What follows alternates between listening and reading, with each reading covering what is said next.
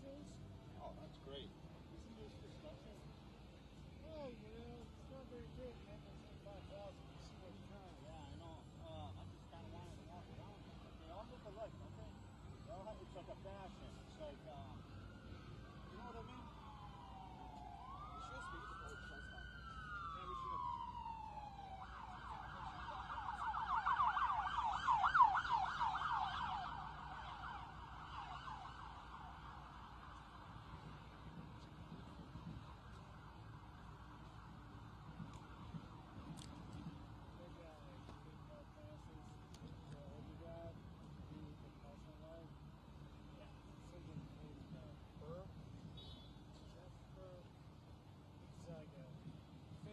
Socialist. Way back, bringing out the real, there's any real, true old hippies, socialist hippies, these are OS. Oh, yeah. Yes. Never seen them. Al.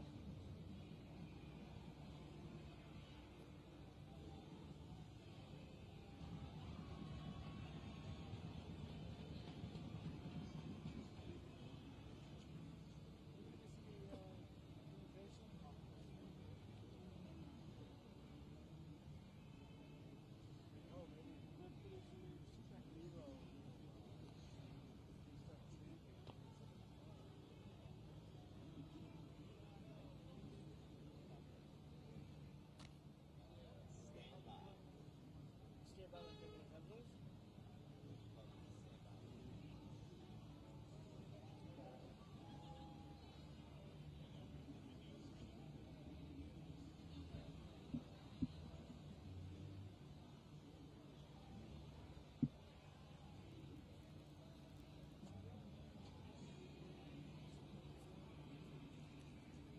Well, I mean, let's at least walk down.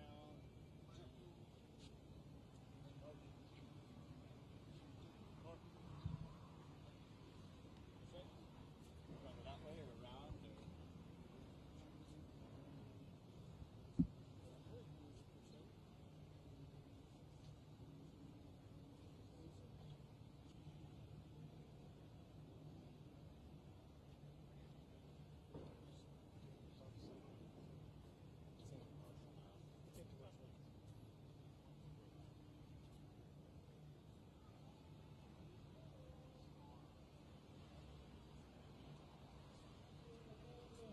We will begin with the press conference in around 10 minutes.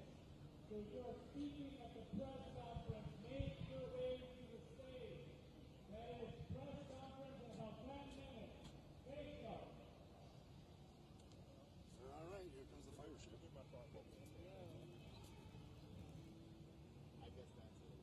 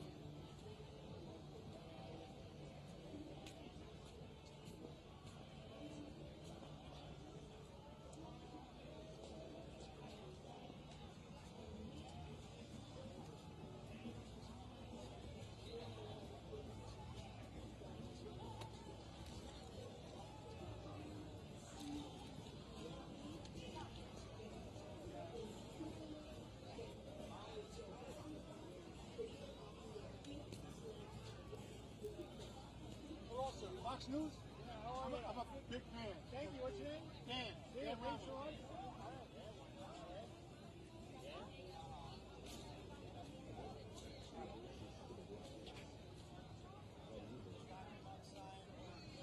Racist, rapist, indigenous fraudster,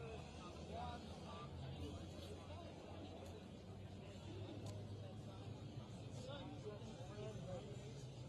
Look at that.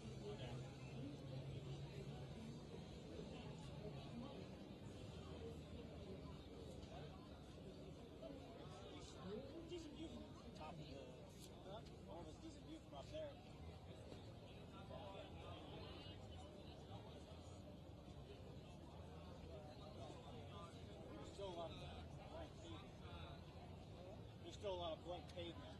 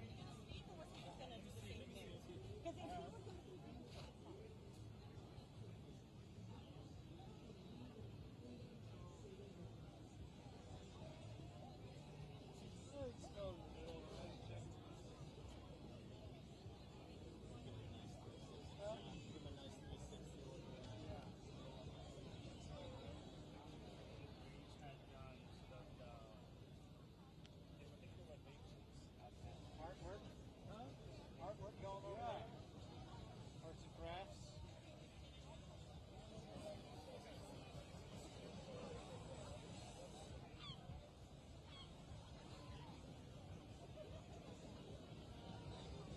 Yeah, I think we just throw in the middle of the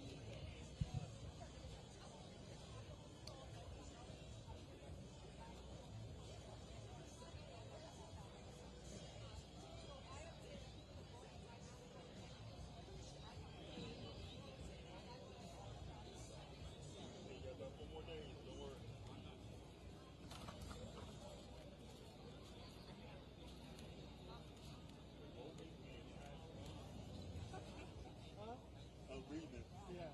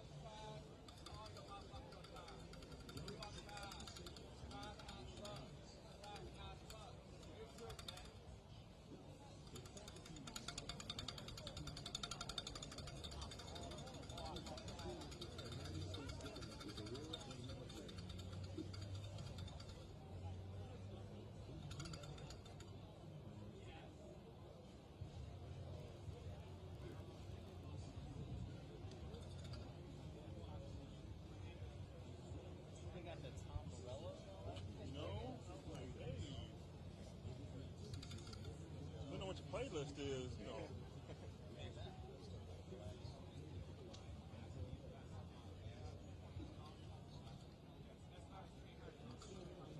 Press conference will begin in 5 minutes. 5 minutes for the start of the press conference.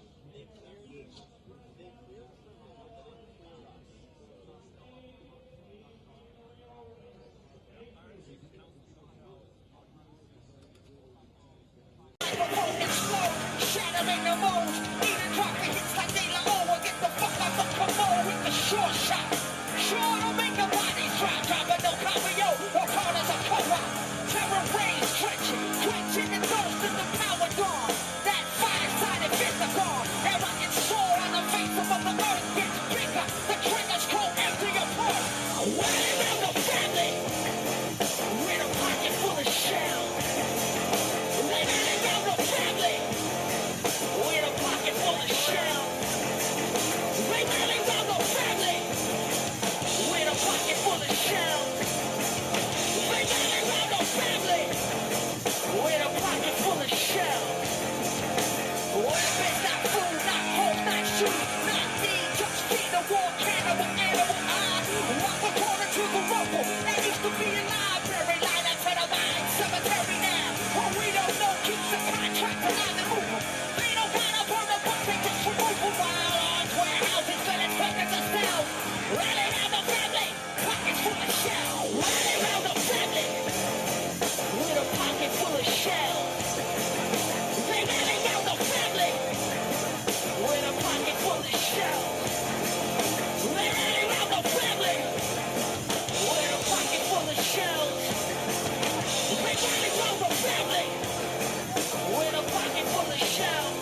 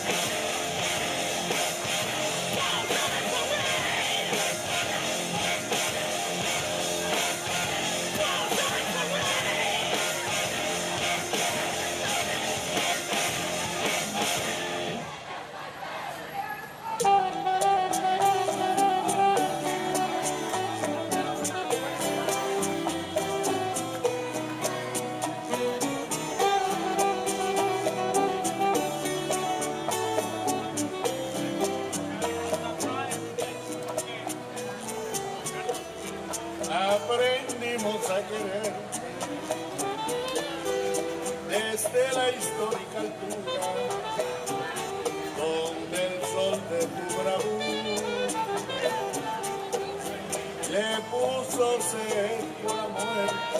Aquí se queda la clara, la entrañable transparencia de tu querida presencia, comandante Che Guevara.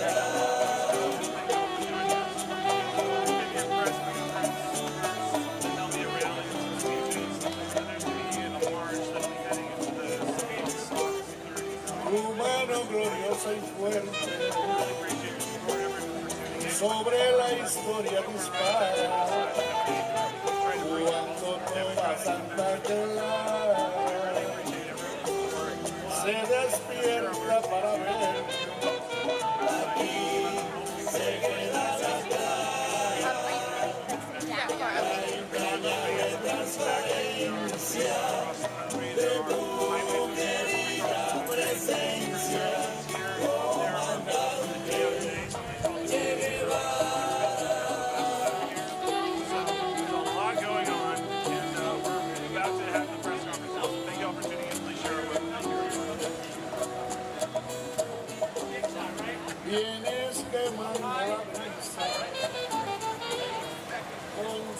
Testing. All right. Okay, it's working. Good morning, everyone. And welcome to Milwaukee. Welcome to the March on the RNC, brought to you by the Coalition to March on the RNC 2024. My name is Alan Chaboya. I'll be the MC for this press conference. We're going to hear from some fantastic speakers. We're going to share a little bit about their different points of unity and the particulars of what brings them here today to Milwaukee to march with us on the RNC. So up first, we're going to hear from Kobe Guillory of Freedom Road Socialist Organization.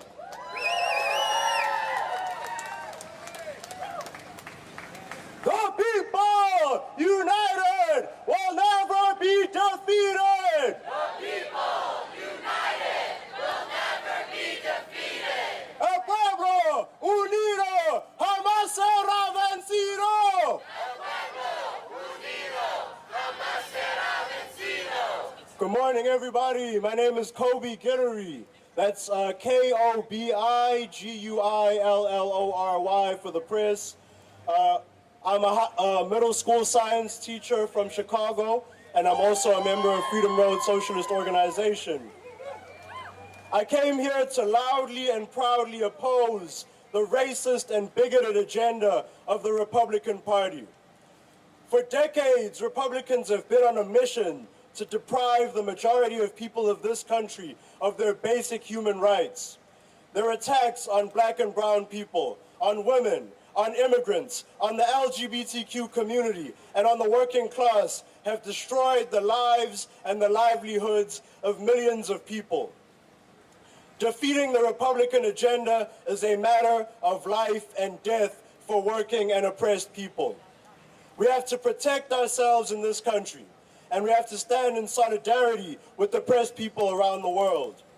Our government, in a bipartisan initiative, is committing genocide in Palestine with our tax dollars and reinforcing deadly militarism and fascism around the world. Everybody say that ain't right. That ain't right. So we live in the belly of the beast. This is the headquarters of the world imperialist system. That means it is our responsibility to destroy that system so that people here and internationally, people in Palestine and the Philippines, people in Venezuela and Sudan can live their lives with peace, justice, and equality. That's why we're here protesting the RNC. That's why next month we're going to be in Chicago protesting against the DNC. This fight is bigger than the ballot box. It is bigger than any event. We are fighting against a class of exploiters and oppressors who have committed crimes against humanity for over 400 years. And the only way we're going to destroy this system is united and solidarity. So we're going to continue to show up in the streets and say no more oppression, no more repression, no more exploitation. The only reason that we are not living on plantations right now is because of working and oppressed people who came together and fought for justice. So we have to show, as we have shown historically, that the power of the people is greater than the people in power. It's the power of the people that makes history and changes the world, and that's what we're going to do here at the RNC, that's what we're going to do at the DNC in Chicago, and that's what we're going to keep doing until all of our people are free. All power to the people! All power to the people! And I've been told I have a couple minutes for questions, so if anybody has any questions for me, I'll be able to answer them. If not, I can just step aside for the next speaker. Yes, sir. Hi. Oh, in fact, I'm the Socialist Press. Can you tell me, in light of Saturday's events, how much the attempted assassination of former President Trump has changed the mood, the tone, what you might be trying to achieve here? So his question was something about what happened on Saturday. That's not relevant to our plans. What we are doing here is bigger than that, and we know how to keep each other safe. We've had these plans for years. We know what we're doing. We are very experienced at protesting. We're very experienced at fighting the power. We're having a family-friendly demonstration here, and that what happened on Saturday doesn't change our plans at all.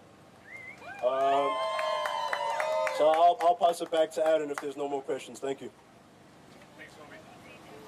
Thank you so much, Kobe, Freedom Road Socialist Organization. Up next, we're going to hear from a representative of the students' movement. That is, we're going to hear from Victoria Hinckley with Students for a Democratic Society. Please welcome Victoria. When I say student, you say power. Student! Power. Student! Power. Student! Power. Hello, everyone. My name is Victoria Hinckley. That's V-I-C-T-O-R-I-A. Last name Hinckley, H-I-N-C-K-L-E-Y. As they said, I'm a representative from Students for a Democratic Society. I'm a proud member. I've been a member for about 3 years. This year, we marched on the RNC to stand against the attacks on women's and reproductive rights, on Black and Chicano folks, on LGBTQ folks that are pushed by the Republican agenda. Since the overturning of Roe v. Wade in 2022, we've seen countless attacks on reproductive rights, with SDS mobilizing against them each time. The Dobbs decision was a direct result of Trump's presidency. In fact, he takes pride in this. Shame!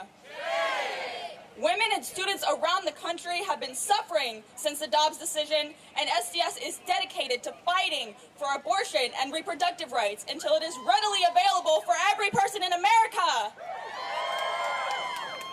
These attacks on reproductive rights, reproductive freedom, and abortion access are harshly felt, especially in the South, in states like Florida and Texas, with the emergence of anti-abortion bills banning abortion within the first few weeks of pregnancy. Shame! Bills like these are supported and introduced by Republicans across the country as we see copycat bills spread from state to state, aiming to strip people of their bodily autonomy and the right to decide their futures. These policies that Republican officials enact worsen the livelihoods of women and queer folks, as we see with issues such as abortion access threaten people's lives, their health, and their financial stability. And that ain't right. This makes it crucial for us to mobilize and protest against the reactionary agenda that we see at the RNC. National Students for a Democratic Society demands safe, legalized, and accessible abortion and reproductive freedom for all. We refuse to accept these continued attacks, and we refuse to take another step back for reproductive rights. When reproductive rights are under attack, what do we do? Stand up, fight back. What do we do? Stand up, fight back. What do we do? Stand up, fight back. Thank you, and I can take any questions. Okay, yeah. Thank you. Thank you. We will be taking questions for any of the speakers after everyone concludes, just to make the process a lot smoother. Thank you so much. And above all, thank you to Victoria and the Students for a Democratic Society. Up next, we're going to introduce Cody Urban on behalf of the International League of People's Struggle. Give it up to Cody. All right, y'all, when I say starve the war, I want y'all to say not the people, all right? Starve the war! Not the people! Starve the war! Not the people! Starve the war! Not the people! That's right. Good morning, everyone. My name is Cody Urban, C-O-D-Y-U-R-B-A-N. I'm the vice chairperson of the International League of People's Struggle, an anti-imperialist and democratic formation of over almost 400 organizations in about 40 different countries. And we're proud to join y'all with the march on the RNC today. The 2024 Republican National Convention starts today, and the most utterly fascist elements of the U.S. ruling system have descended upon Milwaukee. For much of the last few years, false promises of economic recovery and ultra-nationalist fervor have been used to mask the intention of both the Biden and former Trump regimes as the presidential election approaches. In the midst of this ruling class power struggle between the backers of both the Democrat and Republican candidates, the entire U.S. ruling system is exposed for its inherent ability to serve people's needs as an economic depression looms and previously held legal democratic rights are stripped. Working and daily living conditions are becoming more destitute as energy, food, and other basic prices rise, and more workers, including in the U.S. and internationally, are being pushed out of secure employment and forms of work, and many are forced into so-called flexible work hours and contractualization, and work deemed quote-unquote criminal by the state when there are no options left. Attacks on women and their right to reproductive health care are on the rise. LGBTQ plus folks are facing a wave of violence and repressive laws passed to push them back into the shadows of decades past. Migrants and all people of color are met with xenophobia and racism that fuels waves of mass shootings across the country. The Republicans lead proudly with these policies at the forefront, while the Democrats pay lip service for campaign contributions. Both are to blame. War and militarism are the only options left that the U.S. has to defend its corporate class interests and keep the people from rising up. Indeed, we have two of the largest war criminals fighting over control of the world's largest military. The U.S. armed Israeli genocide in Palestine, the continued fueling of war in Ukraine and Eastern Europe, attempted interventions in Haiti, Bolivia, and many countries in Africa, an enormous expansion of overseas bases and military agreements in the Pacific, massive militarization at the U.S.-Mexico border, and many more examples showcase how many lives the U.S. is willing to destroy in order to maintain its failing position as sole superpower. Until we build a new system that truly belongs to the people, we will never have peace, justice, or equity. We march against the 2024 RNC to expose its true character, but we do so also to rally the people of the U.S. to fight for a true people's platform for genuine social change. We must build a united anti-imperialist, anti-war movement that fights against wars of counter-revolution and aggression, struggles for a just peace based on social equity and economic justice, and defends the rights of people to self-determination by any means necessary. We must shut down the U.S. war machine and all of its tentacles. We must end all U.S. aid and weapons sales to regimes that are using them to repress their people. And we must act in solidarity with movements that are fighting against U.S. war, occupation, counterinsurgency, sanctions, and intervention in all their lands. Thank you, everyone. We'll see you on the streets. All power to all the people. And long live international solidarity. Thank you so much, Cody. Up next, I'm going to invite mi compañero, Carlos Montes, who's going to be speaking on behalf of legalization for all. Carlos. Thank you very much. All right, everyone. Mirak. No hate, no fear. Immigrants are welcome here, everyone. No fear. Immigrants are welcome here. Thank you very much. My name is Carlos Montes, C-A-R-L-O-S-M-O-N-T-E-S. I represent Legalization for All, a national network of immigrant rights activists. My family is from Mexico. We came from northern Mexico to the border and ended up residing in Los Angeles, California, where I live now and I grew up. I'm going to read a statement from Legalization for All. The Legalization for All network is uniting to march of the Republican National Convention. To defend immigrant rights is one of our main demands. The other demands include legalization for all, no to the racist border wall, no border militarization, and no more deaths on the border. Stop the exploitation of undocumented workers with low wages. Stop the deportations and the separations of families. Stop the sterilization and sexual violence against undocumented in the detention centers at the border. Texas Governor Greg Abbott continues his unending mission to attack and destroy immigrant lives at the U.S. border in Eagle Pass. I've been to Eagle Pass and I observed the human rights violations.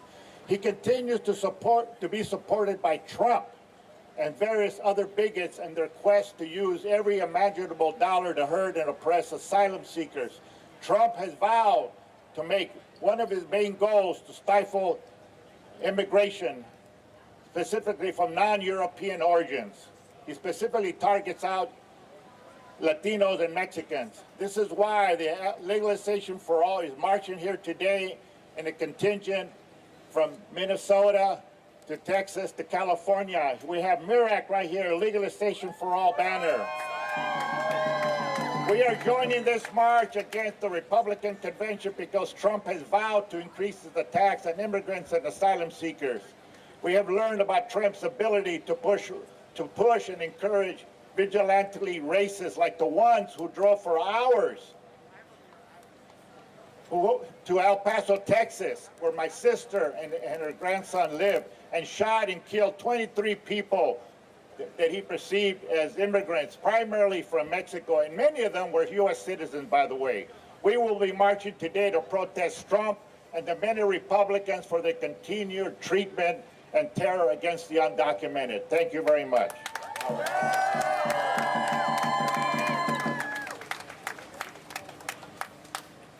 Thank you so much, Carlos. Continuing the theme around justice for immigrants, it gives me great pleasure to introduce Christine Newman Ortiz with Voces de la Frontera.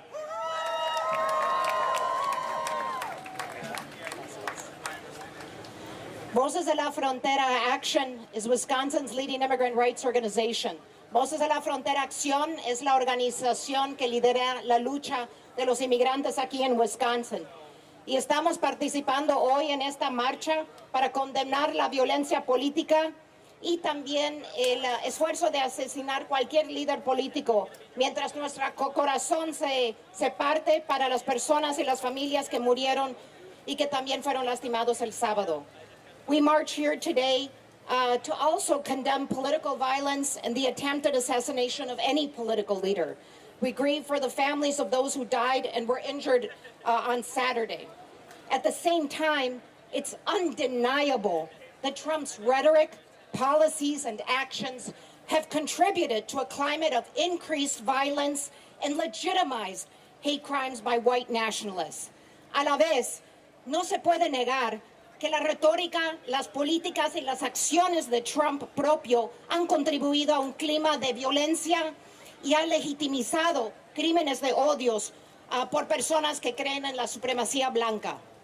And let's not forget that Trump led the assault at the Capitol, resulting in 6 deaths, and demanded the hanging of Vice President Pence, or brought the white supremacist and armed Proud Boys into the political mainstream, or opposed common sense gun control. También no podemos olvidar que Trump lideró un esfuerzo en el Capitolio de golpe de Estado que resultó en 6 muertes y exigió que cuelguen a su vicepresidente. También que normalizó a los Proud Boys y también que se opuesta a regulaciones sobre las armas. His hateful and dehumanizing rhetoric against immigrants and calls for mass expulsion have led to an increase in hate crimes against people of color and immigrants. Es su odio que dehumaniza a los inmigrantes y que llama para la expulsión masiva que ha resultado en más crímenes de odio en contra de gente de color y inmigrantes. Tragedies like those here in Milwaukee, with the fatal shooting of Hmong parents and a Puerto Rican father by a neighbor in their apartment complex in front of their children, saying, "You have to go." Or when a man threw acid on the face of a U.S. citizen from Peru, saying he was illegal and had to go back. Or nationally, with the deadliest attack on Latinos in modern history in El Paso, when a white nationalist carried out a mass shooting, killing 23 Latinos. Tragedias, como aquí en Milwaukee, con la matanza de padres Hmong y un padre puertorriqueño enfrente de sus hijos, cuando vivían en un apartamento y uno de sus vecinos los mató diciendo tienes que irte, o cuando un hombre tiró ácido en la cara de un peruano ciudadano, también diciéndole que era ilegal y tenía que regresar, o lo que pasó en El Paso con la matanza más grande de latinos en la historia moderna, resultando en 23 latinos muertos. The GOP's embrace of a xenophobic and violent platform includes the pledge to carry out the largest deportations in the U.S. history, the use of military force on the southern border against asylum seekers that would contribute to more vigilantism and human rights abuses. El hecho que los republicanos apoyan una plataforma anti-migrante de violencia que incluye una promesa de las deportaciones más grandes en la historia de los Estados Unidos, el uso de las fuerzas militares en la frontera en contra de gente buscando asilo, va a contribuir a más vigilancia, a más violaciones y de abusos de derechos humanos. It would also include an end of our family-based immigration system and renewed attacks on funding for so-called sanctuary cities or states. También incluye la eliminación del sistema de inmigración de petición familiar y nuevos ataques en contra de lo que nombran ciudades o estados santuarios. But because we lived through a prior administration of Trump, we say we will never go back to family separations where children are taken from their parents and deported with the purpose of creating trauma and endangering their lives. Pero como nosotros hemos vivido debajo de una administración Trump anteriormente, podemos decir que nunca más vamos a regresar a políticas de separación familiar donde les quitan niños de sus padres en centros de detención y los deportan con la intención de causar trauma y poner en peligro sus vidas. In 2018, we lived through the largest raids in our state's history in the last 20 years in a failed attempt to intimidate families before a key governor's race. En el 2018 vivimos a través de una de las redadas más grandes en los últimos 20 años, en un esfuerzo que fracasó de tratar de intimidar a nuestras familias a salir para las elecciones claves de gobernador. People of all races and religions rose up with mass protests to condemn family separation policies. Gente de toda raza y religión se unió con protestas masivas para condenar separación de familias.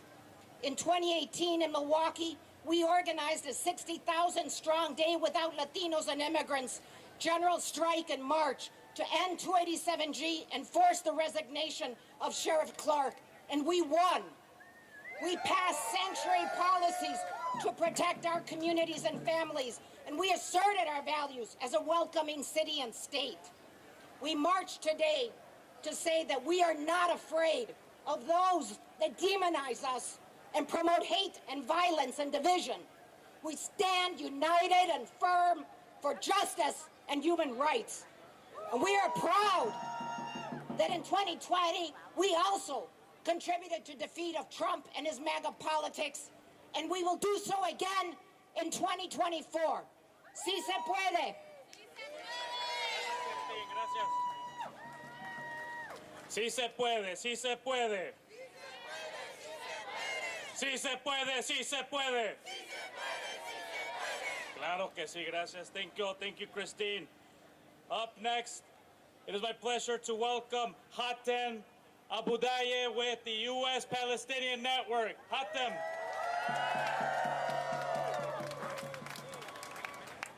Thank you, Alon. Hatem Abudaye, excuse me, I'm the national chair of the United States Palestinian Community Network, and I'm a spokesperson for the Coalition to March on the DNC. Hatem as in Mary, last name Abudayyeh. In December of 2022, USPCN learned that the RNC would be coming to Milwaukee, and so we immediately joined the Coalition to March on the RNC. Because Republicans have historically supported Israeli racism, white supremacy, apartheid, and Zionism, the systems of oppression used to colonize and occupy historical Palestine, we knew that we would have to stand with our social justice partners across the U.S. to fight for the rights of our Palestinian people and challenge Trump and all the other Republicans who, as of today, have provided political, diplomatic, and financial cover for Israel to kill almost 40,000 Palestinians in Gaza. We also recognize that Israel's genocide against the Palestinian people of Gaza is the primary issue in the world today, our generation's Vietnam War. And just like that war, we have to play our part in the belly of the beast to stop the genocide, to end U.S. aid to Israel, and to stand with Palestine. In the debate, we heard Trump say that Israel must be allowed to finish the job. We know what that means, that Trump not only supports the genocide, he wants to intensify it, to kill more and more Palestinians. But Trump in Milwaukee this week and genocide Joe Biden in Chicago next month shouldn't forget that the vast majority of the world stands with Palestine and its right to self-defense and resistance in Gaza. That the Palestinians and the Lebanese and the Yemenis and hundreds of millions of other Arabs in the region will continue to resist and ultimately defeat the U.S. and Israeli war machines. And that people in the United States want money for health care and education and child care and jobs and immigration, not occupation. USPCN's chapter in Milwaukee participated last month in the Juneteenth celebrations here, joining 200,000 people to commemorate and honor the rebellions of enslaved black people who fought for and ultimately won their freedom.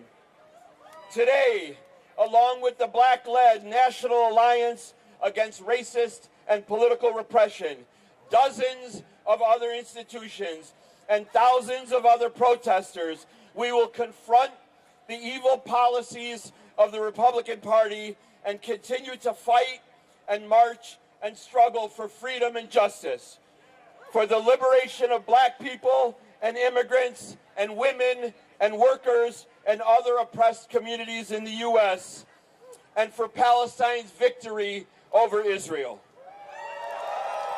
In conclusion, before South African apartheid was defeated, our international anti-apartheid movement had built a consensus that South Africa had no right to exist as a racist, white supremacist, settler colonialist apartheid state. International consensus that South Africa did not have the right to exist as that kind of state. Today, there is the same worldwide consensus that Israel also has no right to exist as a racist, white supremacist, settler colonialist, apartheid, Zionist state. It is on its last legs, as is the U.S. empire. And once we're done here this week in Milwaukee, we'll move south to Chicago and do the same with tens of thousands of protesters in August telling Genocide Joe, Killer Kamala, Baneful Blinken, and their cabal of top Democrats that from the river to the sea, from the river to the sea, thank you. Thank you so much, Hatem. Viva, viva Palestina!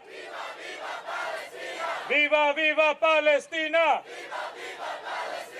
That's right, that's right.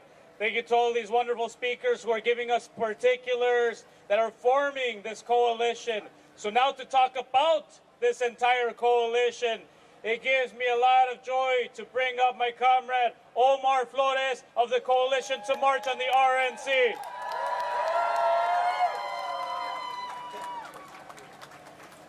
Hello everyone, as mentioned, my name is Omar Flores. I am the co-chair of the Coalition to March on the RNC.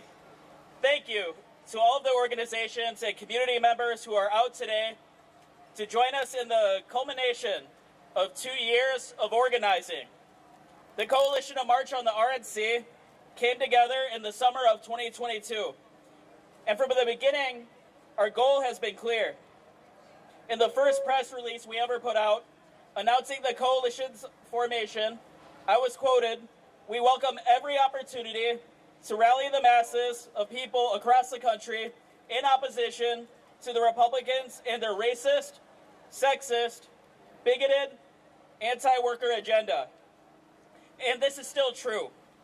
2 years later, we have over 120 organizations in the coalition and 5 well-defined points of unity. Defend women's, LGBTQ, and reproductive rights. Defend and expand immigrant rights.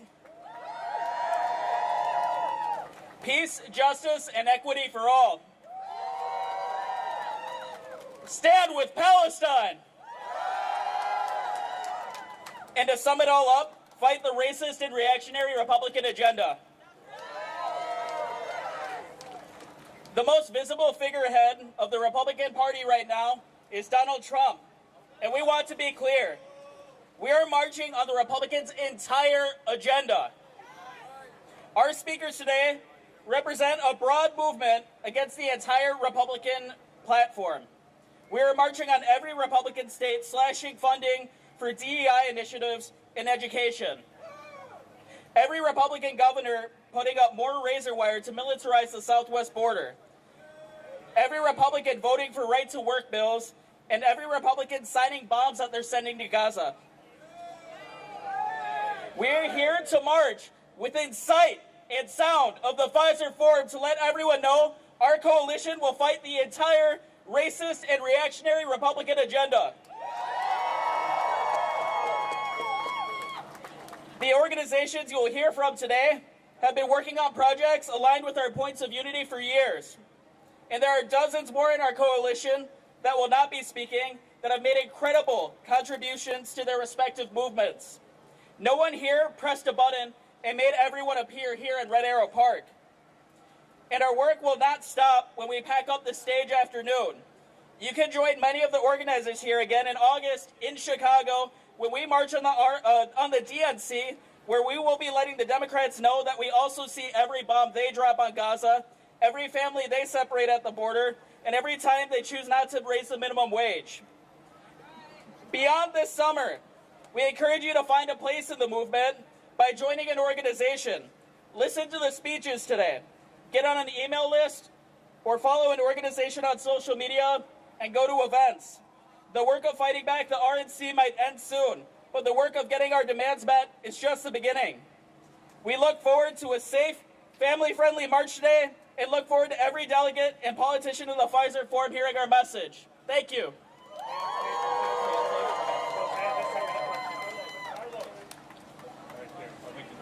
Okay.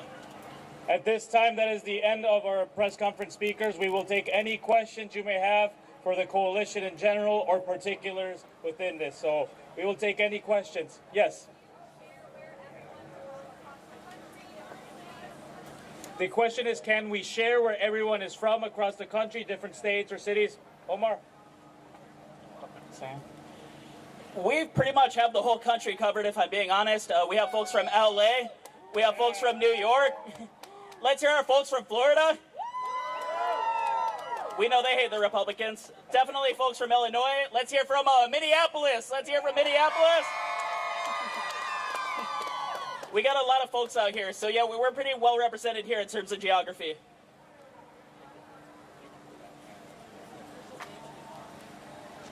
We are the Coalition to March on the RNC.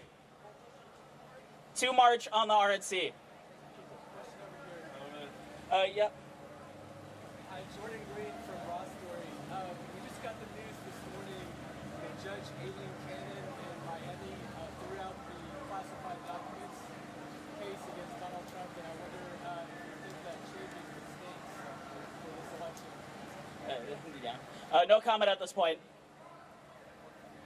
Question for Omar Flores. What do you expect to come out of today as a result? And on? Like, what seeds are you planting today? What we're planting is that we are the face of the real opposition against the Republicans. The Democrats have only been in opposition in words, so we plan to be the opposition in action. Isaiah? Isaiah?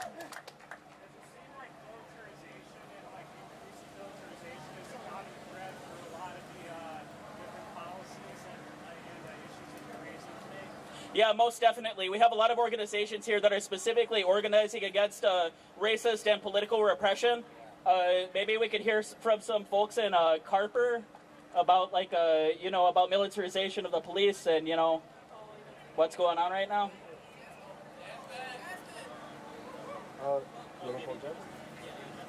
Jasmine?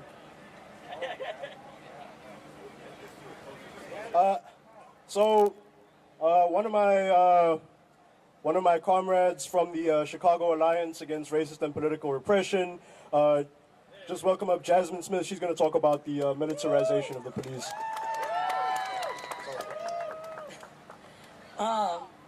Yeah. So I'm Jasmine, Jasmine, Smith, Smith. I'm one of the members and leaders of Chicago Alliance Against Racist and Political Repression, one of the head co-chairs over our campaign to free incarcerated, innocent, torture survivors and wrongfully convicted.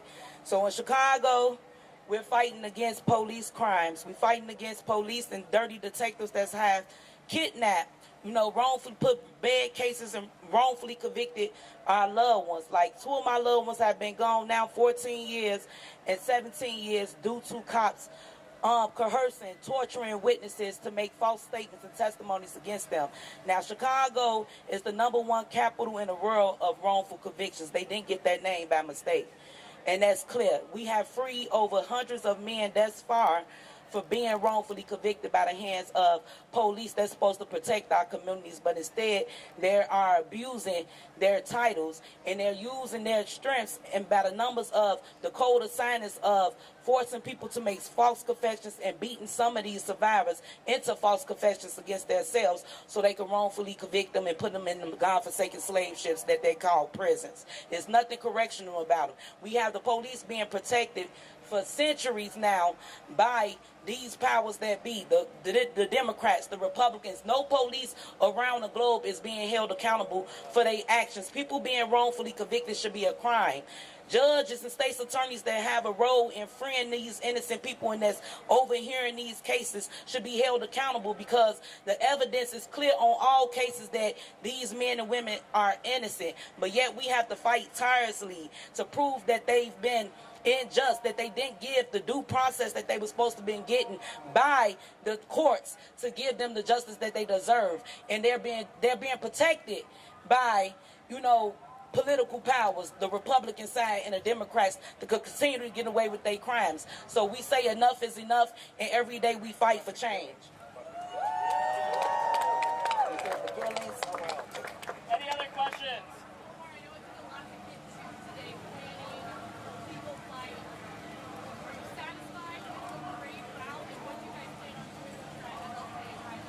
Oh, we're very happy about the parade route because we're within sight and sound and because we fought and we won. And we're sticking with that. We have an agreement with the city. We fought very hard for it for 2 years. We are a little salty. It was so last minute. But we're happy that it got through and that we're going to be able to march unimpeded. We're going to be stopping there to hear from a few speakers. Yes. Hi there. So a lot of folks on the right are blaming folks on the left for who say things that Trump's a fascist, a dictator, a threat to democracy for the violence that we saw on Saturday. Just wondering what your thoughts on that are. I think the Republicans are experts on political violence.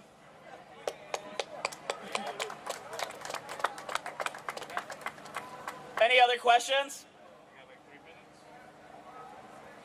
Thank you, everyone. All right, everyone. Feel free.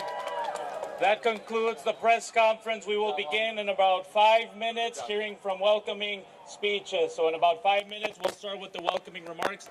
Thank you to the members of the press for today's press conference for covering this. Thank you.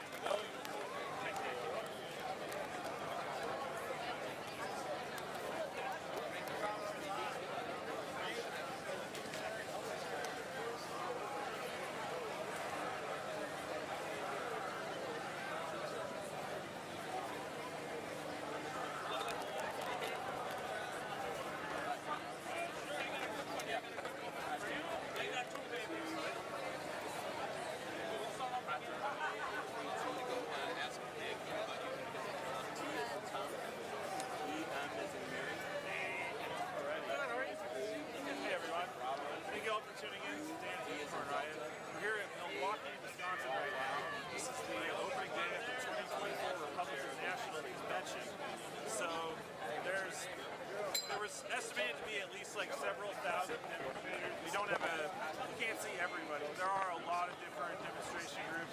We were hearing there's a lot of people from Minneapolis, Los Angeles, from a lot of other cities. Also, they were saying that they're going to be in Chicago, and it's happening in a month at the Democratic Convention. We're going to work on bringing that in a month as well. So we have a new post up on our website, unavailable.ninja, about the tactics that happen at these conventions, like the mobile field force tactics and things of that nature. So if you want to learn more about how the convention security system actually works, we've got a lot of info. And this is my 5th National Special Security event, my 3rd RNC, so we've seen a lot of patterns over the years. One pattern I'll mention that people haven't talked about, there's a team of federal officials from something called the DOJ Community Relations Service, CRS. They're here. I remember they were at the 08 RNC as well. I can switch from audio. Hold on a second, folks. We'll be switching from the microphone. Give me a second.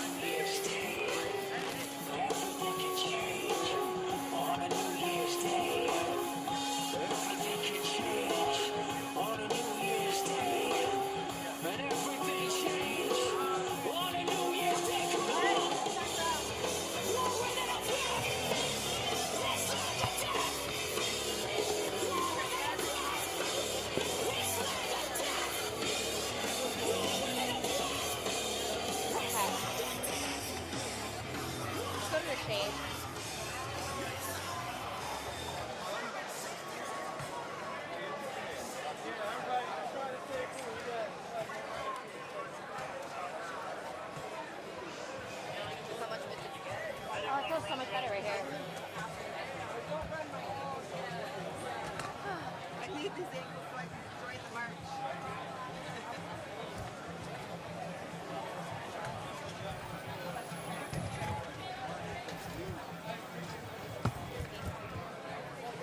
Okay.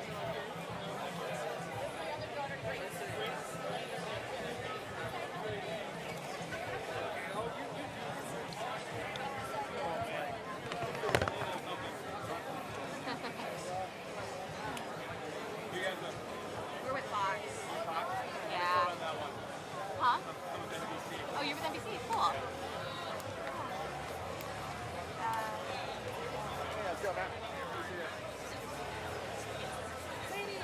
gonna ask a couple people and bring them over here.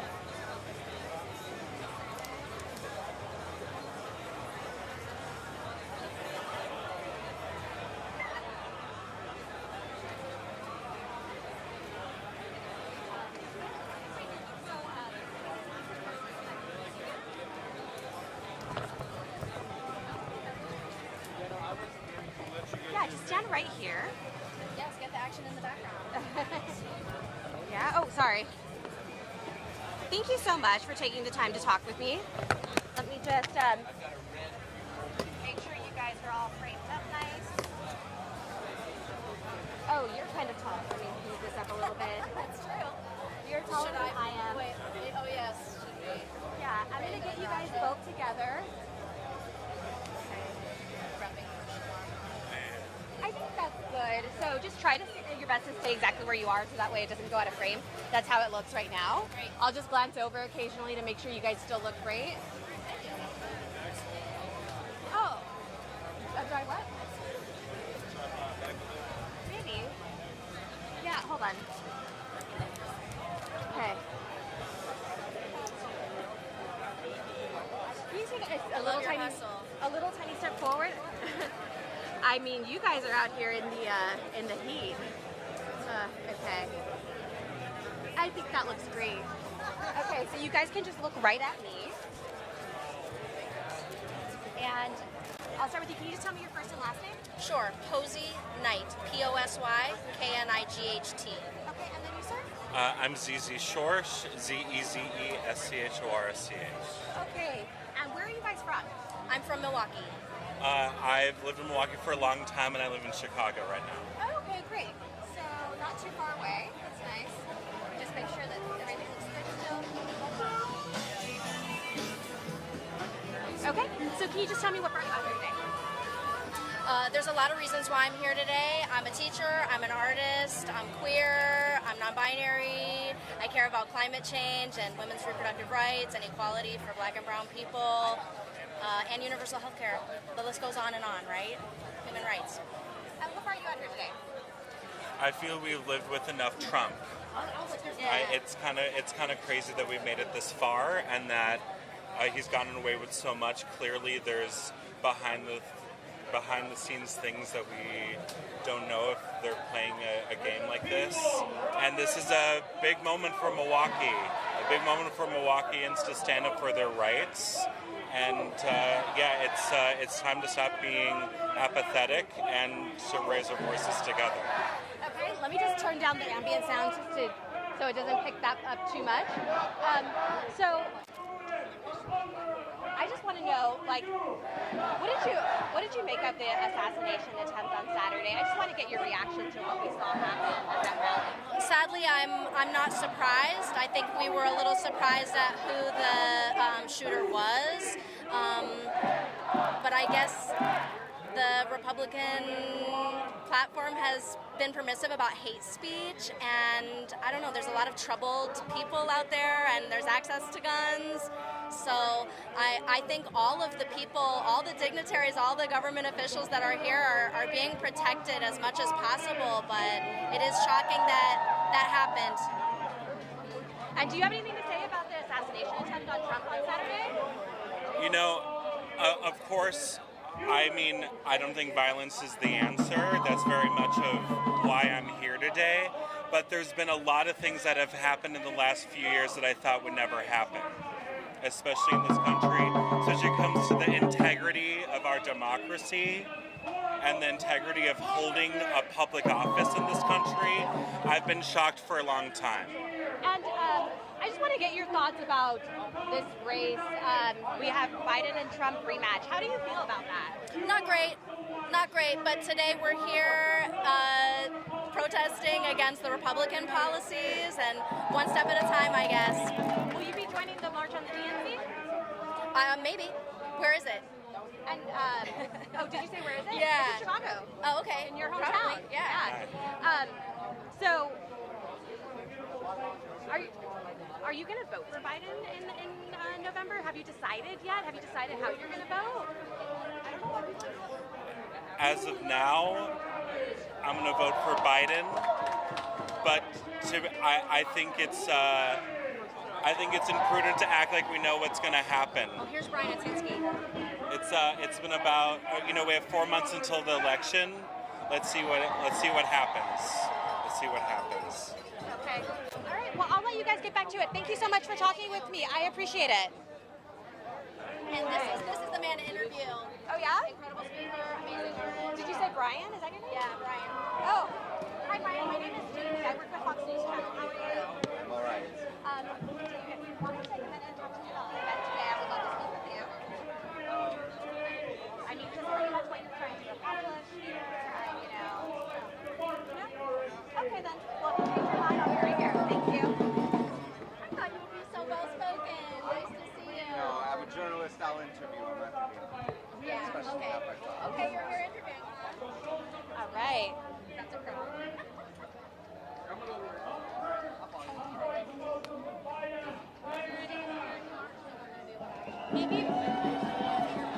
Maybe we'll try talking to some of these folks over here. Oh, you know. All right.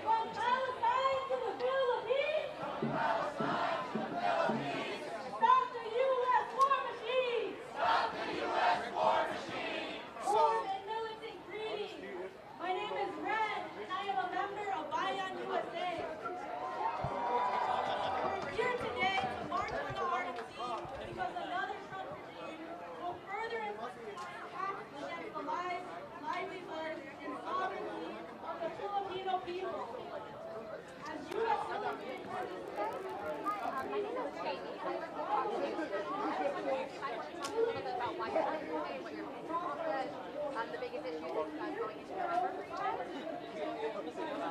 No? Okay. Where are you guys from? Just curious. Milwaukee? Yeah. Just trying to get a sense. There's things coming up all over the country. Yeah. It's a big deal. Okay.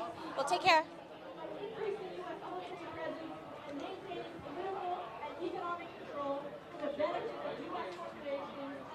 So hard not to get tangled with all this stuff on. Okay.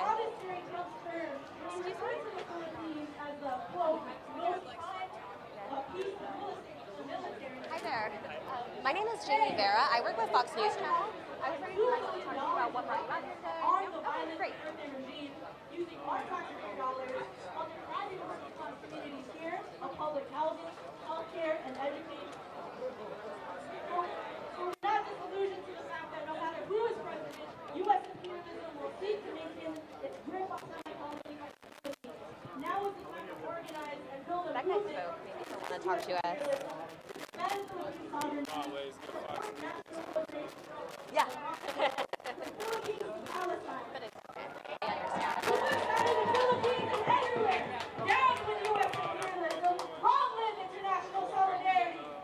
Oh, doing this? Well, I've been with Fox for about 8.5 years. I've been doing all of this stuff for about a year. Yeah, I started out covering the presidential primaries, so I spent a lot of time with like Chris Christie and Nikki Haley and all of them in the early voting states, and now we are just covering like small states and then big events like this. We're all out here. Yeah. That they are not welcome here in Wisconsin. We have rejected in the past their efforts to bring 287G and to separate families. We have fought against that, and we defeated them in 2020 here in Wisconsin. He may not want to believe that, but he was defeated. His politics and his hate were defeated. And in 2024, we are here committed to fight in the streets and in the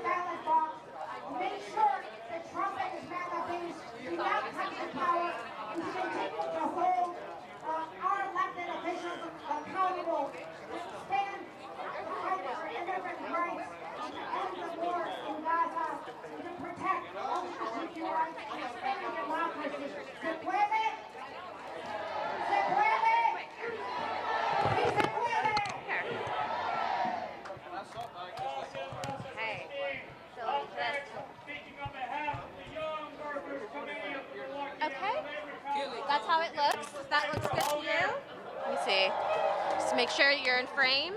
Okay. The Republican agenda Great. has had a disastrous And can you just tell me your first and last name? First name Kobe, K-O-B-I, last name Guillory, G-U-I-L-L-O-R-Y.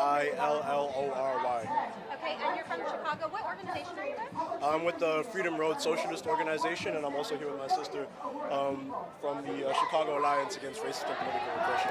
I actually only have you in frame. Do you guys want to do it together? No, I can do it by myself. Oh, okay, cool. But I love your glasses, by the way. I'm in both of those organizations, so that's why I mentioned that.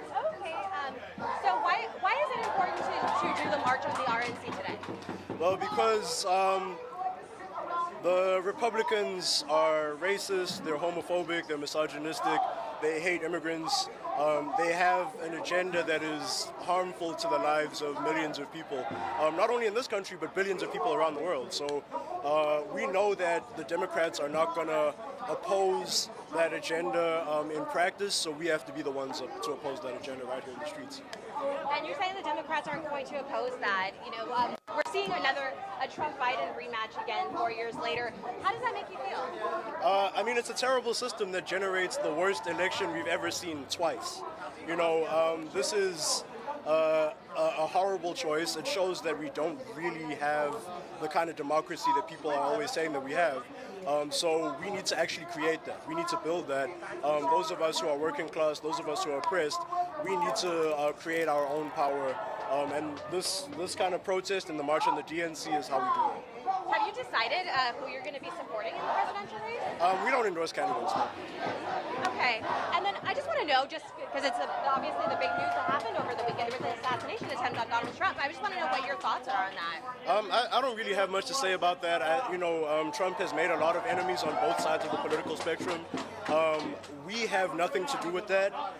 It doesn't affect our plans in any way. It doesn't affect the genocide that is happening in Palestine. It doesn't affect the people who are still being locked up for crimes that they didn't commit, or the people who are being killed by the police. So we are still going to be out here, and we're still going to protest. We're still going to fight for justice. And what does that look like? Do you guys just have the one event today, or are you going to be doing something every day? Here in Milwaukee, I believe it's just this protest today. There might be other things organized by other coalitions or other organizations. I don't really know. Okay. I guess that's all I have for you. Unless there's anything else you want to add about the biggest issues that that going into November. Like, what's the biggest thing for you? I mean, in my opinion, the biggest thing is the genocide that is currently happening in Palestine, with being funded by our tax dollars. That's been not just in the U.S. or not just in Palestine, but the biggest thing around the world, where everybody. Again, billions of people are united in saying that this needs to end. So that's what we're calling for. We're calling for an end to that genocide. Okay. Well, thank you so much for taking the time. I really appreciate it. Advocacy for all, not just in Palestine, but internationally. As a mass movement, we also take part in our diversity. So we are also marching here today for each other. I know that the people's movement will succeed. Victory to the resistance and free Palestine. Thank you so much.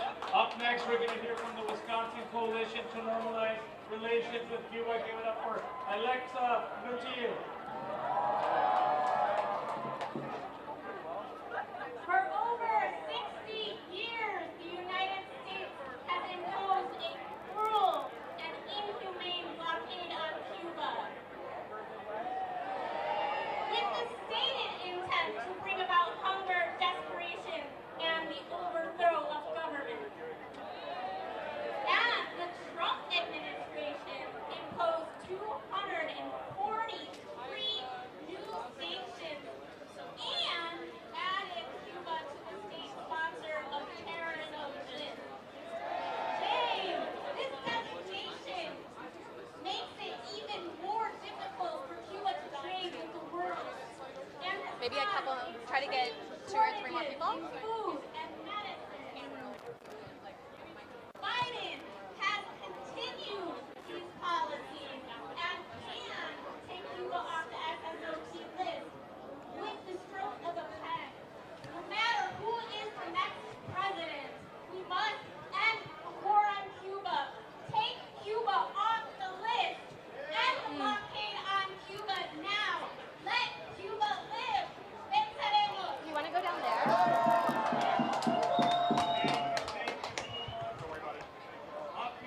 Marcus. I'm going to move down here. Excuse me.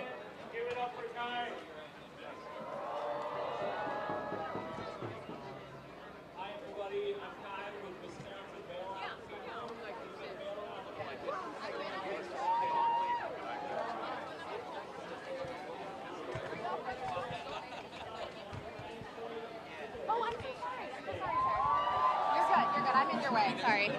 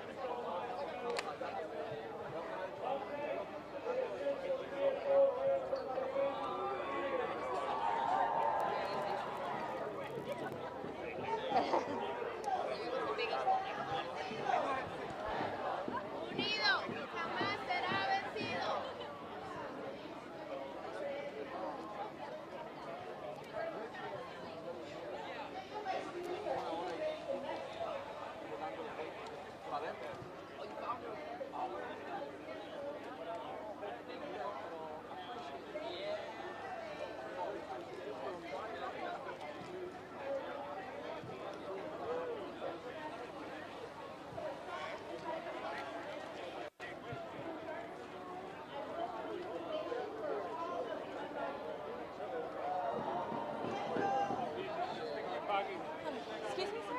My name is Jamie. I work for Fox News. I was wondering if you might want to talk to me about why you're here today, what you're hoping to accomplish. And... Sure. Okay, great. Let me just go ahead and frame you up. Okay. I appreciate you taking the time. Glad we're in the shade. I know. Okay, so I'm just going to turn it around like that. That's what you look like. So I'm going to keep an eye on it. Okay. And then just look right at me as we're talking. Yep. Okay, and just try to stay exactly where you are so that way it doesn't go out of frame or anything. So, perfect. Can you just tell me your first and last name? My first name is Julio Julio Cesar Gumeta Ramos. Okay, so Julio and then... Cesar Gumeta Ramos.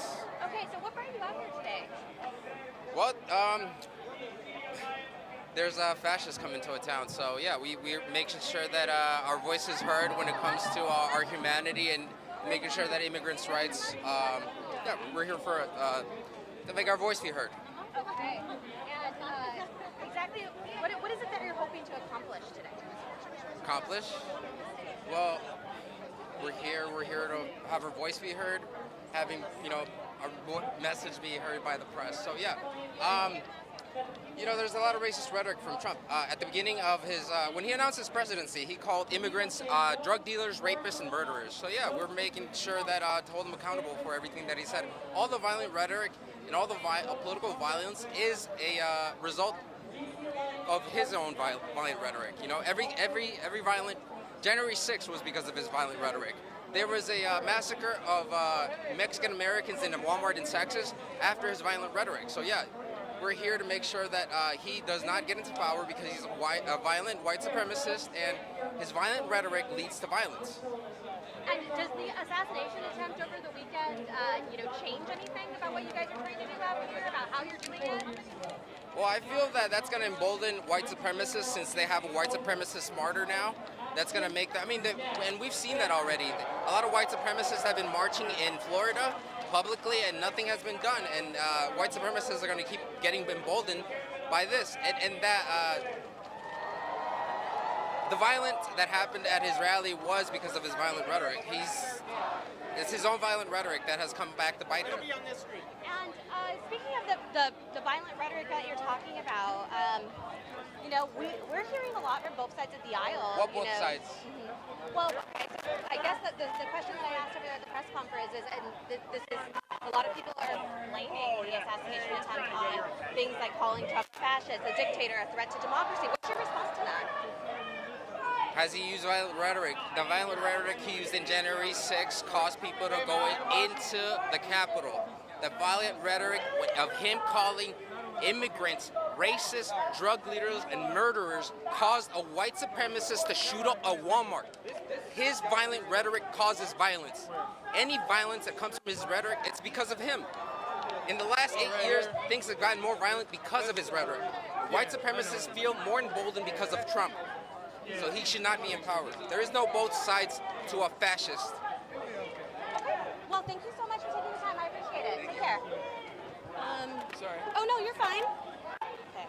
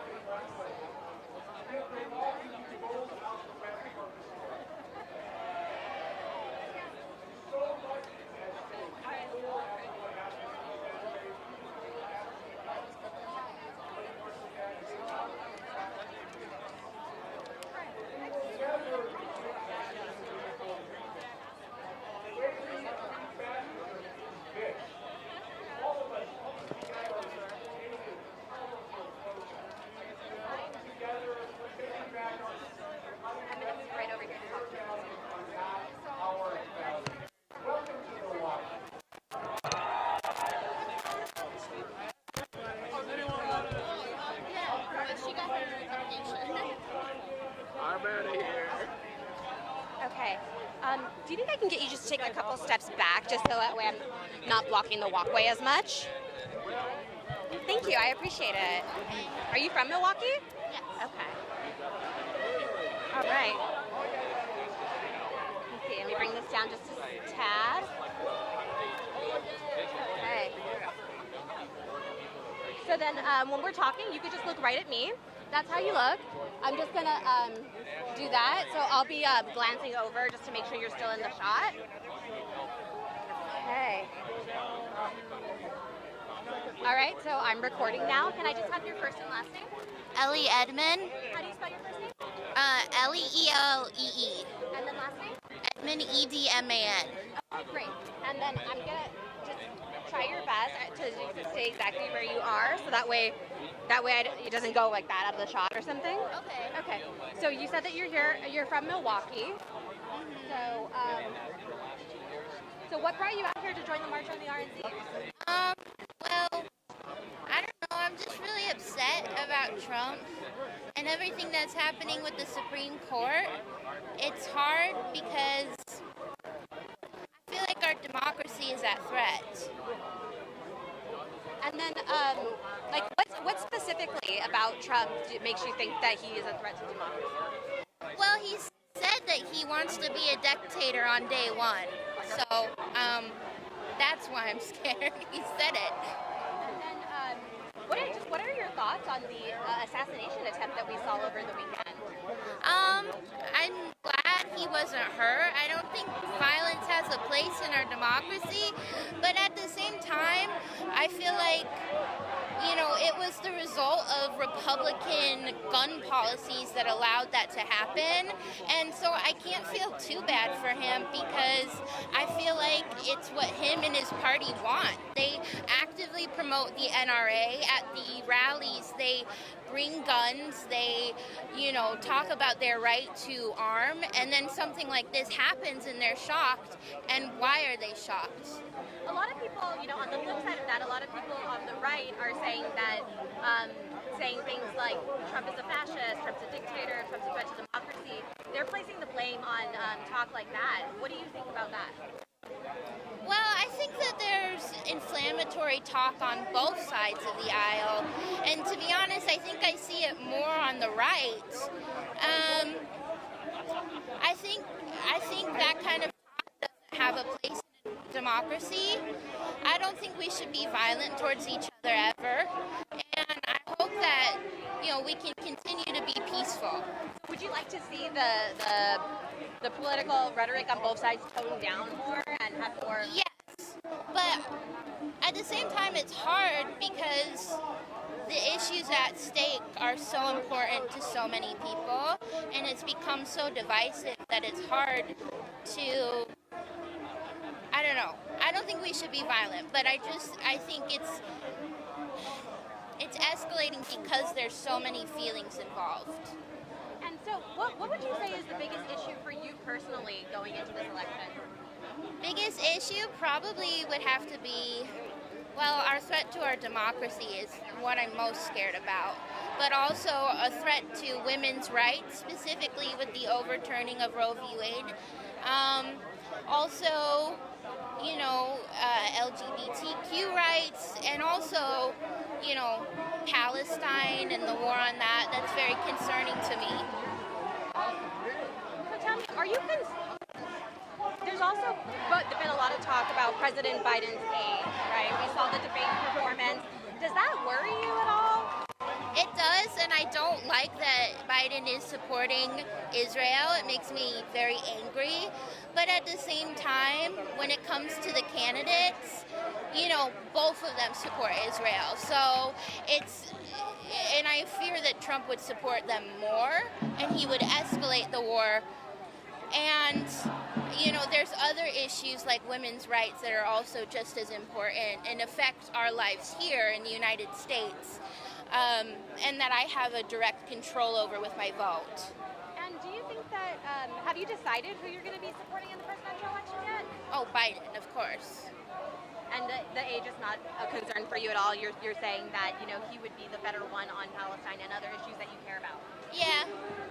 Okay, great. I mean, Trump is just as old, so I don't really see. I know that Biden has a stutter, so I think sometimes he gets unfairly dogged on because he can't always articulate himself, but they're just as old.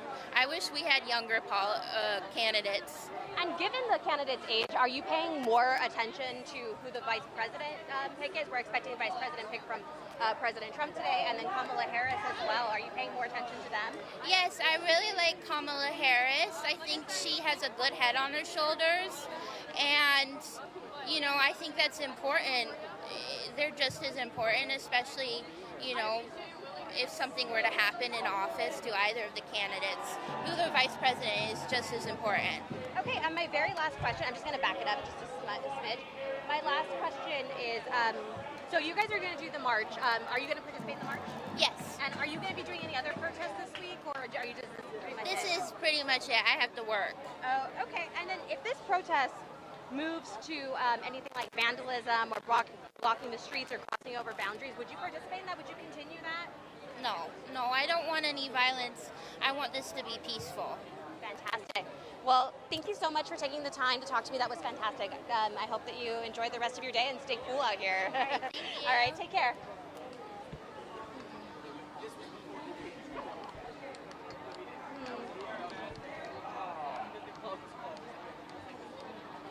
Let's go back in there and shoot some more of what's going on. Okay. Oh, they have. You know what? Let me ask these girls really quick. So that's mine. Excuse me, ladies. Hi, my name is Jamie Vera. I work with Fox News Channel. I was wondering if you might want to talk to me about what brought you out here today, talk about the state of our country right now, given all of the tension, you know, on both sides of the aisle and the issues. Yeah?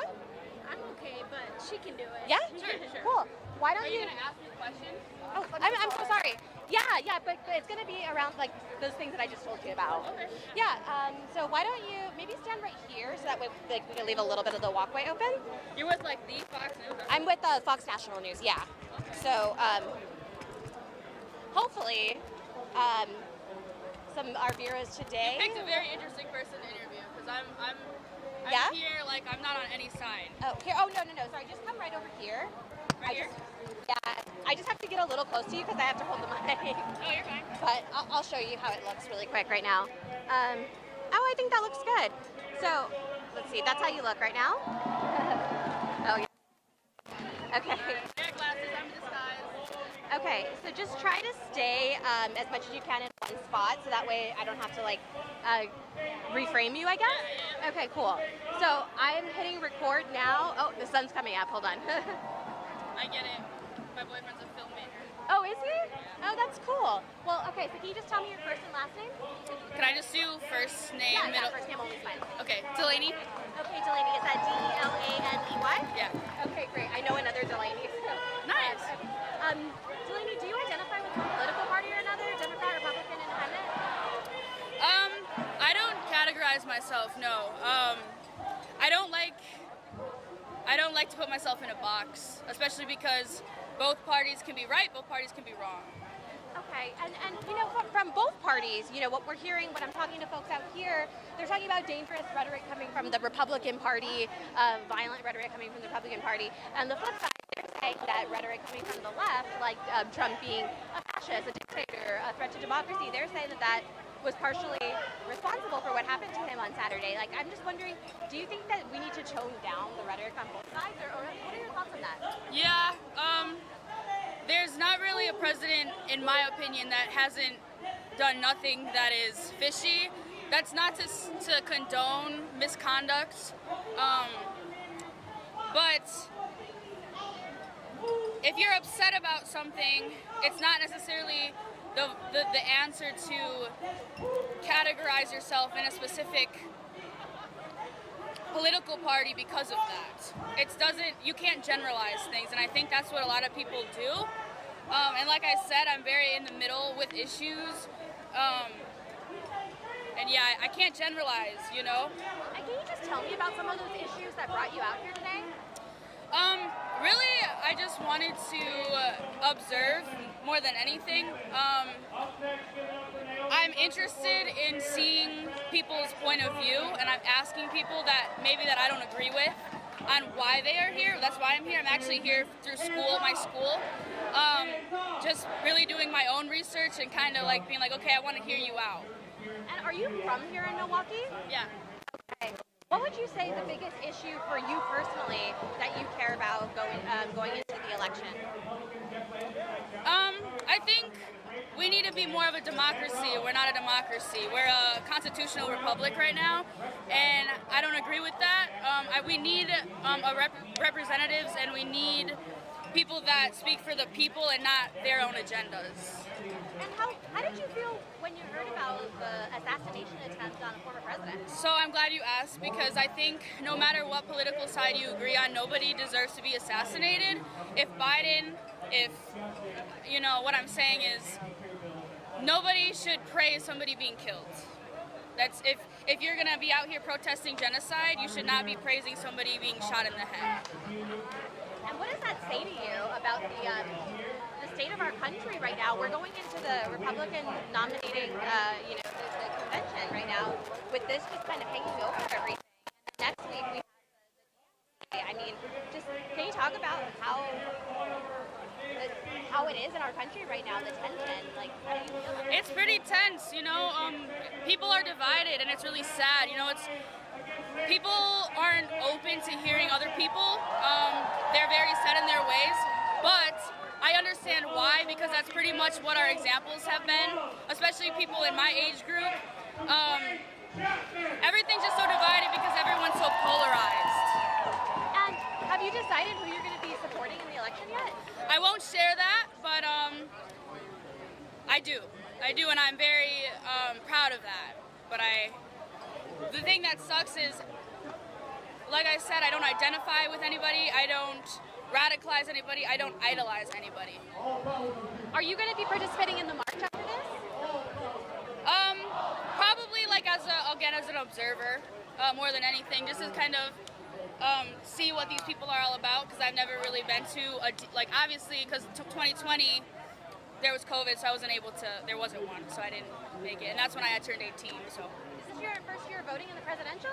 No, second time. Oh, okay. Yeah. Oh yeah, because COVID, we just stayed home, right? Yeah. Okay. Well, is there anything else that you'd like to talk about? Okay. Well, thank you so much for taking the time, Delaney. I appreciate it. Stay cool. Thank you.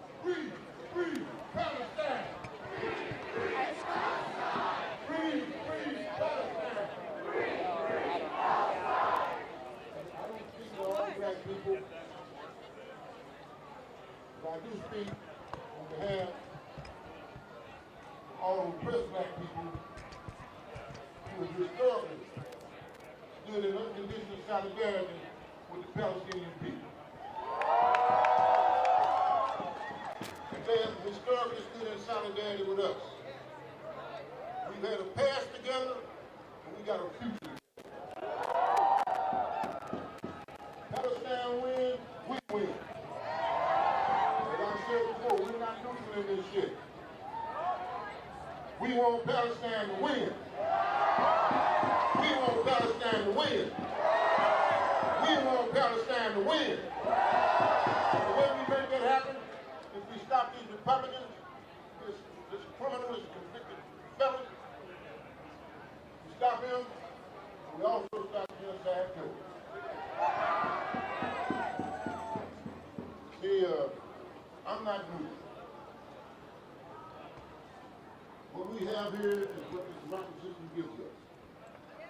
Bad choice. Bad choice. You're talking about an international criminal who's perpetrating genocide in Gaza. You're thinking Yahoo. I'm talking about Biden. And you're talking about a convicted criminal here in the United States. So what kind of choice is that? That's a rotten choice. That's a rotten choice. But that ain't gonna stop us. Because we ain't just about making them choices. We're also about choosing to be free. We're also about choosing not to let these fascist hounds hound us out in the streets. We're also about fighting until we get what we want. We may not get all that we fight for, but we gotta fight for all we get. So people united can never be defeated. People fighting back are destined to victory. We gotta keep the fight up. I'm happy to go. But there's one thing I'm not tired of. I ain't tired of fighting. I can't get you happy to go for that. So comrades, join us. Join us in bringing about an end to this racist, genocidal war against Palestine. Join us in bringing about an end to this criminal seeking the highest office in the land. Bring us about bringing an end to all of this. Join us in bringing about freedom. Get back. We want freedom. All these racists, we don't need them. Get back. We want freedom. All these races, we don't need them.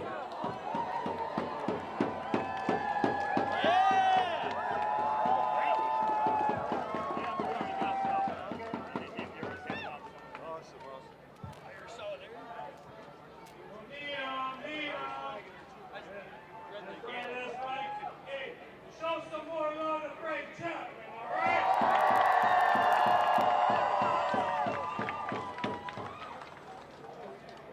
That's right, no justice! No peace! No justice! No peace! No justice! No peace! That's right, thank you so much, Frank. All right, up next, I'm going to welcome Alyssa Washington of wrongfully incarcerated and overly sentenced Council, Minnesota.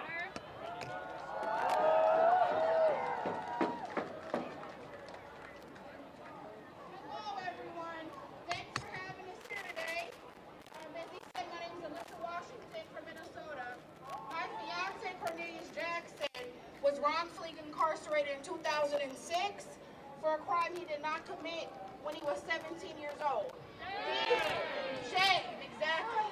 He's been down for 18 years, and we're calling on the Republicans in the state capitol in Minnesota to push these bills forward to help free our wrongfully incarcerated brothers and sisters in Minnesota, and Mary Minority, our new public defender, our new prosecutor, to come forward and do what's right and correct all the wrongs from Mike Freeman and Amy Klobuchar in Minnesota. Thank you all. Please follow us on social media, the Wrongfully Incarcerated and Over-Sentenced Families Council MA, or Free Cornelius Jackson. Thank you all, and freedom to all. Thank you so much. Up next, give it up for Sherry Hankala.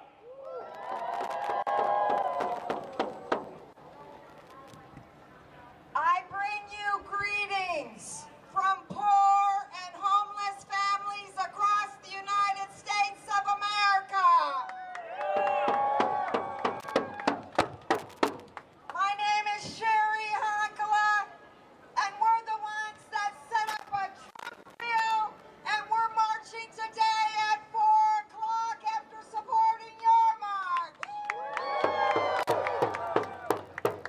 We believe that we have to begin to raise our voice to stop the killing in Gaza and stop taking the damn money away from our homeless brothers and sisters in this country. Bring the money home. The Supreme Court just ruled to sweep every part of every homeless encampment across this country, and we as the Poor People's Army will stop it. Free Palestine. Let's end the homelessness. Let's get rid of the two-party system and build another world, because the U.S. it's necessary here. Thank you. Thank you so much. Up next, give it up for Cheryl Ann Angel.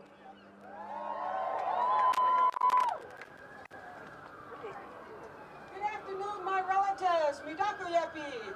It's a great honor to stand here with all the people who have common sense, who have spirit of unity, and who have no fear. Without you, the movement isn't going anywhere, so I applaud you and want to offer a prayer for your protection from my people, from my ancestors. It's very simple. I would like you to center yourself in your power and reach out to those who have sustained you for centuries, your ancestors. So here we go. I'm a mentor to the Indigenous, to the International Indigenous Youth Council, and also a part of a Wisdom Keeper Circle that has over 50 Wisdom Keepers from 5 continents. And so they're here with us, they're praying for us, and they know our struggles because they struggle too in their countries.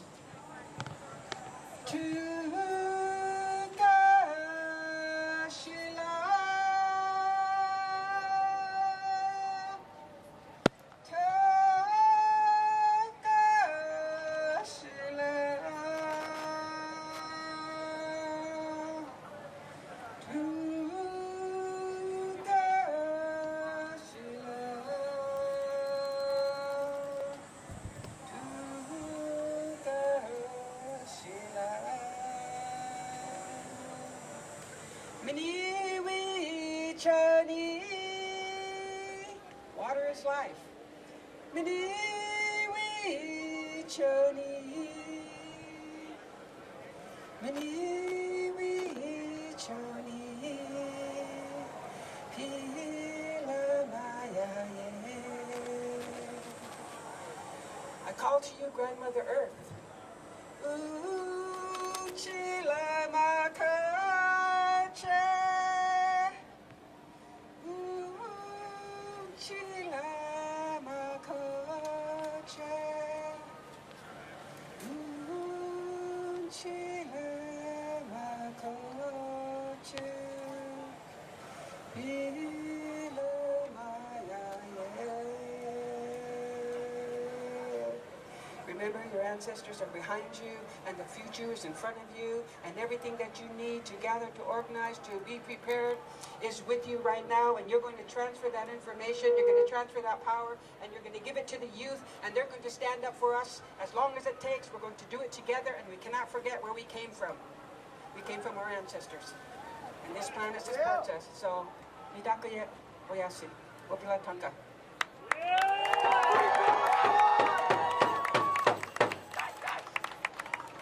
All right. We got a couple more.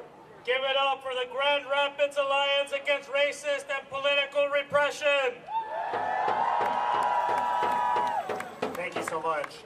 My name is Sam Tunningley. I'm with the Grand Rapids chapter of the National Alliance, and I'm going to take the time today to talk about struggles being waged locally in our city. Patrick Lyoya was murdered a couple years ago by a cop. They are still tied up in the legal system. Samuel S.D. Sterling and Riley Doggett were two individuals that were murdered by police cruisers just a few weeks ago. Shame. So we know the Republicans aren't going to lift a finger to help them from the local level to the federal level. So I want to show them, I want to report back to Grand Rapids and show them that everybody out here today supports that. So I want you to chant with me. And when I say justice for, I say Patrick Lyoya. Justice for! Patrick Lyoya! Justice for! Patrick Lyoya! When I say justice for, I say SD. Justice for! SD! Justice for! SD! When I say justice for, I say Riley Doggett. Justice for! Riley Doggett! Justice for! Riley Doggett! We encourage everybody in their local communities to put community control of the police out there into the public. Fight for it every day, every single day.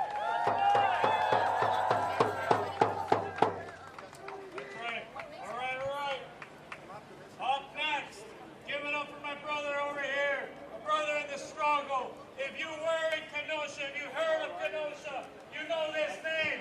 Give it up for Justin Blake, uncle of Jacob Blake.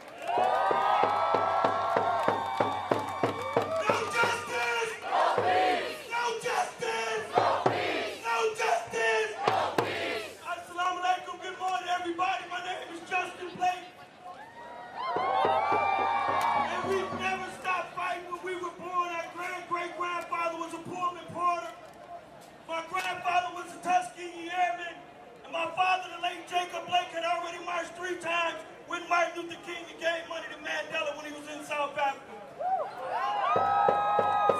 Oh, do you remember that? Back and watch things go by, but Blakes are used to standing up and saying, no justice! No peace! No justice! No peace! No justice! No peace! Now, if you want something done for your community like we want done for our community, some people got to finish their jobs. I was a Democrat, and our whole family were Democrats for years. I'm an independent now, so you have to earn our vote.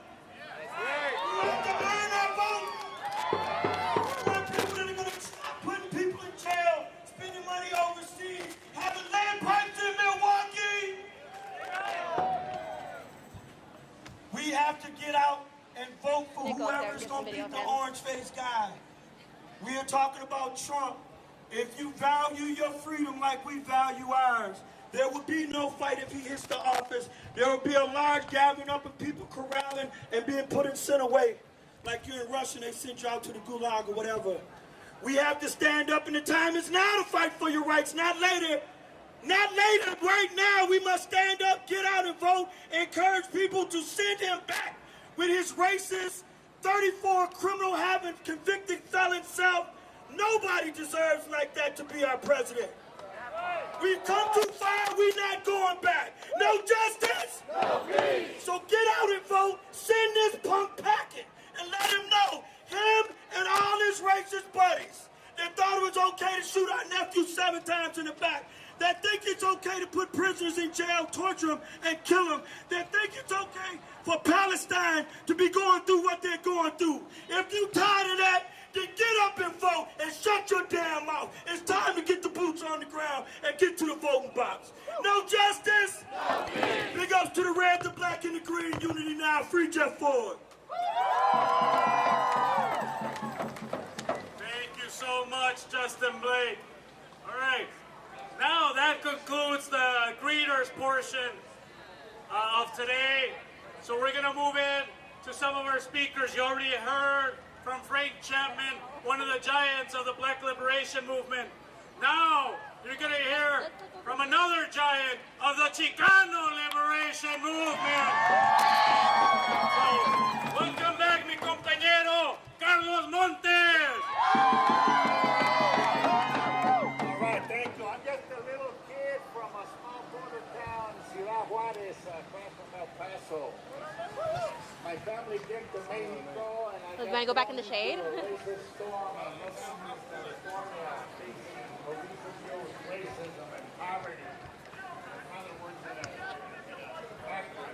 You guys didn't happen to bring any sunscreen, did you? Somebody was walking around asking them. We got to organize. We got to fight back. We got to march. Right? I'm an old guy, you know, and also I want to do that. And we've always supported black and brown solidarity. Chicano, black, united, and all working people in the U.S. Right? That's our strategy for having a revolution. Call down for having. My husband's works in IT, and he did something for this group's website. Wanted to send him a picture. Yeah. Organize a revolution in this country. Right? I'm an old guy, so I've learned my lessons. Right? Get down war.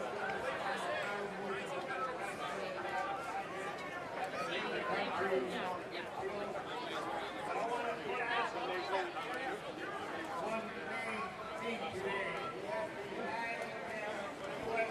imperialism. Are you the best dressed here today? Yeah, trying to be. Are you keeping cool? Is that pretty breathable? Yeah, this is breathable. Would you mind talking to me? You want to talk about why you're wearing it, or what brought you out here, or what you're trying to accomplish? My message is. Oh, Sure. yeah. You want me to put it down?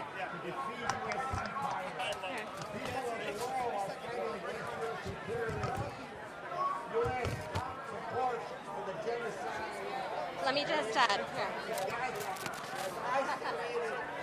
Oh, you have the handcuffs too.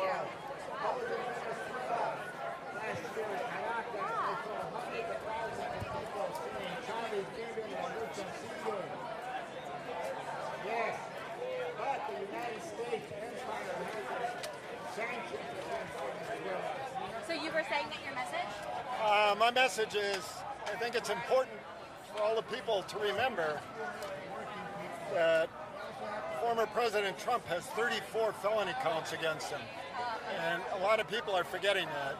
I questioned whether I was going to come down here today after the assassination attempt, but I am totally nonviolent, and I think everybody should be nonviolent, and we should know all the facts. And the facts are that President Trump has 34 felony counts that he's been convicted of. I just wanted to remind people. And you mentioned that you had second thoughts given the assassination attempt. Do you think that changes, the tone? Yes, I do. Yes, I think it probably has affected the turnout, that some people probably chose not to attend because of that. And why specifically are you here? Like, what is it the Trump felony? You want to just remind folks about that, or? Yes. We have two candidates running for president. One is qualified, the other is not, because he has 34 felony counts against him. And people are not recognizing that fact. They should reflect on that. Did you see the news today that the Florida documents case got thrown out? Yes, I did. And how do you feel about that? I think it's not surprising because the judge has given Trump some benefit of the doubt. So it did not surprise me. But he still has the case in Georgia, and there was one other case against him. DC. So, what do you think about some folks on the right that are saying that, you know, so many people, including the Biden administration, talking about Trump being a dictator, Trump being a threat to democracy, could have contributed to the violence that we saw on Saturday? What do you think about that? Well, I think we should wait and see who this person was. The last I read, he was a registered Republican, but he had donated $10 to a Democratic PAC. So I'm not sure what was going through his mind at the time. What do you think that says about the state of our country right now? You know, on both sides of the aisle, do you think that we need to tone down and talk? Definitely, but the problem is they're not going to tone it down because politically they benefit from it on both sides. So the extremists on both sides are going to not necessarily tone it down. We have to do it in the middle. Do you have any other plans to demonstrate outside of this, or? No, probably not. Okay, great. Do you mind if I get your name? Sure, John Miller, Miller. Okay, and I'm taking you're a Democrat? Independent. I voted Republican and Democrat. So you voted for. Are you happy with the top of your ticket? Well, I'm not a Democrat, but no. That's what I said. I'm sorry. You said okay. With the top of the both tickets. How do you feel about the? I feel the country's in the right direction right now. That we've avoided a recession, unemployment is low, and crime is starting to go down. That we're in the right direction right now. Do you have any concern about the president's age? No, absolutely not. Full confidence that he can. Full confidence. President Trump is 4 years younger than him, so either way, they're both elderly presidents. Are you from Milwaukee? Yes, I am. From Milwaukee. Okay. Thank you for taking the time, sir. Stay cool.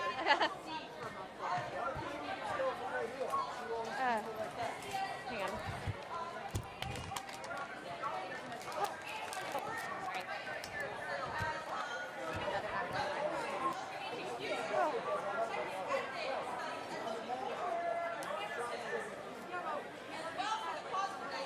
President Obama.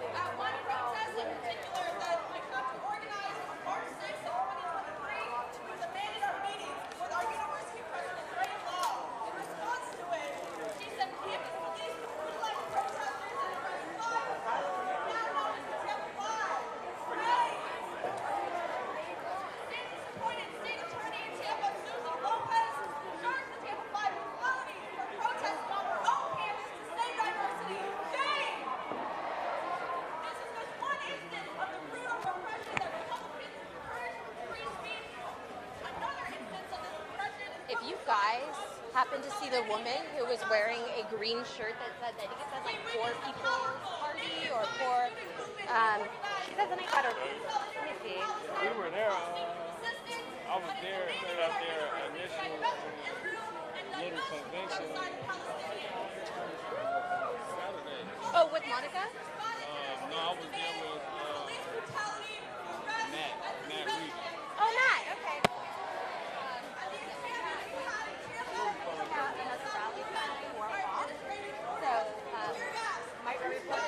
Protest wants us to try to track her down and ask her for the info.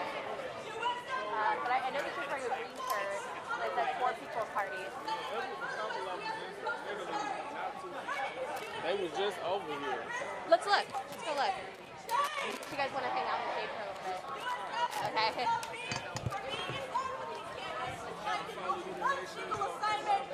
Thank you.